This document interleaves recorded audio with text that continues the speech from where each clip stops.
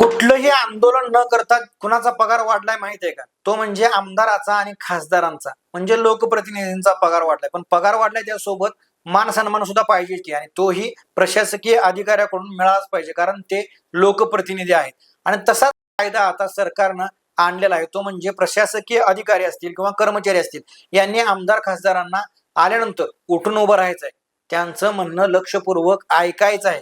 त्यांचं जे काही काम असेल त्या कामात त्यांना मदत करायची आहे. आणि याच्या पुढे जाऊन असं की जर लोकप्रतिनिधींचा म्हणजे आमदार खासदारांचा फोन एका प्रशासकीय अधिकाऱ्यांना कर्मचाऱ्यांना आल्यानंतर त्यांच्याशी अदबीनं आदरानं आणि सन्मानपूर्वक बोलायचं आहे, असा आता जी आर सरकारनं काढलेला आहे. मी काय म्हणतो, हा जी आर काढायची खरंच गरज काय होती? कारण याच्या आधी सुद्धा हे किती त्या नेत्यांच्या मागं पुढं फिरताना आपण पाहिले आहेत.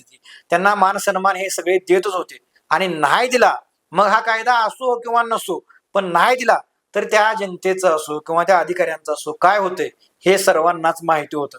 ते सुद्धा आमदार खासदार पगार घेता येतेच की, मग त्यांच्यासाठी काही बोलण्याचा त्यांच्या कामाचा असा काय कायदा आहे का? कसा असणार हो? कारण ते जनतेतून निवडून आलेले आहेत, जनतेचे लोकप्रतिनिधी आहेत. मग त्यांच्यासाठी कायदा लावणं हे बरोबर आहे का?